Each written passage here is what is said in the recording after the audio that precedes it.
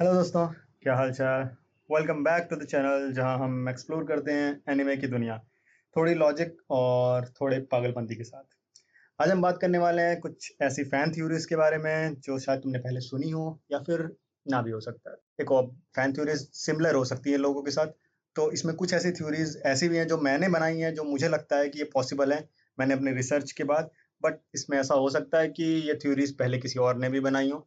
तो मैं किसी पर भी फुल राइट क्लेम नहीं करता हूँ।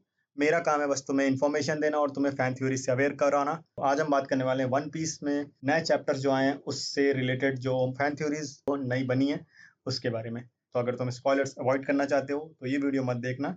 बट अगर तुमने मांगा पढ़ी है तो ये वीडियो जरूर देखना। तो सबसे पहली थ्योरी जो है उसमें मैं बात करने वाला हूँ गनको के बारे में। गनको तो तुम्हें पता होगा, सेलेस्टियल ड्रैगन में जो हमारे लेटेस्ट चैप्टर में इमू ने पपेट बना लिया। तो वो सब चीज़ें बाद में हटते हैं, पहले हम बात करते हैं गनको की आइडेंटिटी क्या है। क्योंकि तुमने एक या दो चैप्टर पहले देखा होगा, उसको एक ऐसे शैडो के साथ दिखाया गया जो कि हमें लग रहा था ब्रूक है। तो बहुत सारे लोग सोच रहे थे ये ब्रूक की बेटी है। हो सकता है, एक पॉसिबिलिटी है, बट मुझे लगता है कि वो हो सकती है। ब्रूक का जो कैप्टन था, कैप्टन यॉर्की, हो सकता है गनको उसकी ही बेटी हो।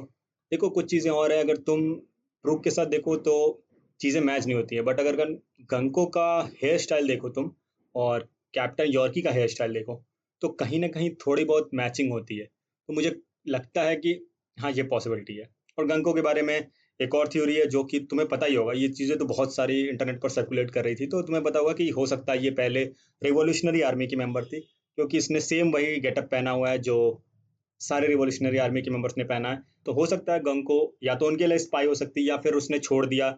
और ये बहुत सारी पॉसिबिलिटीज थी, ये तुमने पढ़ा होगा, तो इसके बारे में मैं ज़्यादा डिटेल में नहीं बताता हूँ। वो सेम आउटफिट पहनती है जैसी कोआला ने पहना था।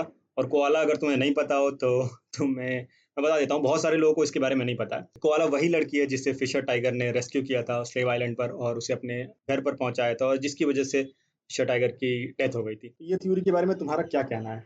पहले तो ये थ्योरी देखो काफ़ी ट्विस्टेड लगती है। पहली बार सुनकर लगता है कि ये सिर्फ ओवर थिंकिंग है, बट फिर मैंने जब सोचा इसके बारे में, कुछ स्पेसिफिक सीन्स के बारे में, तो लगता है कि हाँ, हो सकता है, ये कोई हिंट है, पॉसिबिलिटी है। चलते हैं हमारी सेकंड थ्योरी की तरफ। हमारी सेकंड थ्योरी जो है वो ईमू से रिलेटेड है। अब ईमू नीका फ्रूट को क्यों पाना चाहता है या चाहती है, अब ये हमें क्लियर नहीं है, बट क्यों ऐसा होता है। देखो हमने देखा है, जब किंग कोबरा को ईमू अटैक कर रहा था तो उसने यूज़ किया था गंको का जो एरो वाला डेविल फ्रूट है। सेम वही डेविल फ्रूट यूज़ किया था जो गंको ने यूज़ की थी पावर। और अभी गंको को उसने अपने डेविल कॉन्ट्रैक्ट में रखा है और उसकी बॉडी पर काबू कर लिया है। तो हो सकता है ईमू के पास कुछ ऐसी पावर हो वो जिससे किसी का भी डेविल फ्रूट कॉपी कर सकती हो, बट उसके पास एक ही डेविल फ्रूट ना हो, नीका, जिसकी वजह से वो उसके पीछे पड़ी हो। तो हो सकता है, ये पॉसिबिलिटी मुझे लगता है। थ्योरी थ्री जो हमारी कहती है वो है गबान से रिलेटेड।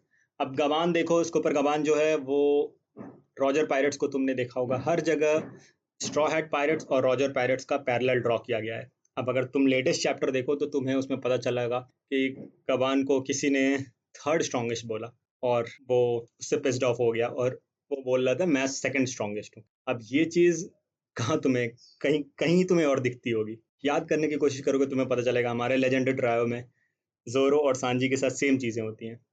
तो ये पैरेलल्स हैं, सिंपल, ये कोई थ्योरी ऐसी नहीं थी, बट हाँ, मुझे लगा कि ये ऐसे पैरेलल्स ड्रॉ कर रहे हैं, कोई मिस कर देगा, तो मैंने सोचा इसके बारे में बता दूं, जस्ट फॉर इन्फॉर्मेशन। हमारी जो फोर्थ थ्योरी है वो है ड्रैगन से रिलेटेड। ड्रैगन रिवॉल्यूशनरी आर्मी का चीफ है, ये तो हम सबको पता है, बट वो कुछ कर नहीं रहा है मैं बहुत टाइम से वेट कर रहा हूँ कि उसका कुछ मूवमेंट आए मांगा में, बट अभी तक आया नहीं है।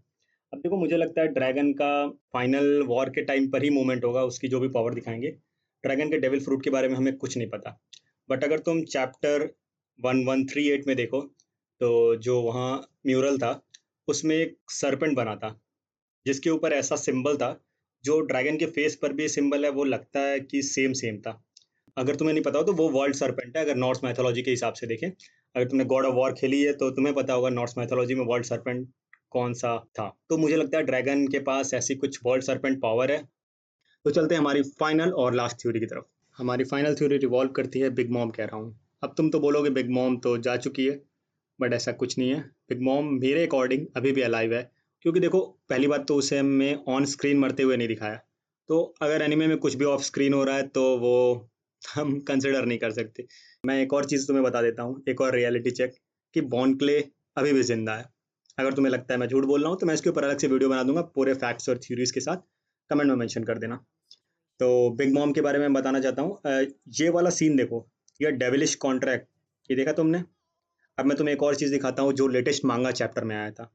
ये देख रहे हो, ये डेविल कॉन्ट्रैक्ट, बस इतने से मैं इसे नहीं कह रहा हूँ, अभी आगे की और चीज़ें दिखाता हूँ मैं तुम्हें। मांगा में ये पैनल पढ़ो तुम, इसमें लिखा हुआ है clear in exchange for a fleeting span of life. और बिग मॉम का भी कुछ लाइफ से ही रिलेटेड था, वो अपनी लाइफ को इधर उधर ट्रांसफर करती थी, तो उसके पास भी कुछ पावर थी जो अपनी लाइफ को वो कंज्यूम करके या फिर किसी और के लाइफ की पावर को यूज करके वो और पावरफुल हो जाती थी। फ्रेंड्स को जब एबिलिटी मिली थी तो वो काफ़ी बड़े हो गए थे साइज में, और बिग मॉम के साथ भी सेम हुआ था जब उसने कंज्यूम किया था अपने ज़िंदगी का 1 साल। सेम चीज़ दोनों की आंखों के साथ हुई थी, जो बिल्कुल एग्जैक्ट मुझे सेम लग रहा है। अब मांगा एनिमेट होगा तब हमें पता चलेगा ये है कैसा, बट देखने में तो सेम ही लग रहा है। और अगर कोई कॉन्ट्रैक्ट फॉर्म करता है इमू के साथ तो क्या होता है, वो इमॉर्टल हो जाता है, जैसा कि इमू ने बताया था। तो हो सकता है बिग मॉम इमॉर्टल हो और वापस आए फाइनल बैटल में, क्योंकि उसकी जो डेविल फ्रूट एबिलिटी है वो काफ़ी अमेजिंग है। सारे थ्योरीज मैंने बता दिए, तुम्हारे मन में भी अगर कोई थ्योरीज है तो नीचे कमेंट करना और मुझे बताना, मैं उसके ऊपर अलग से वीडियो बना दूंगा।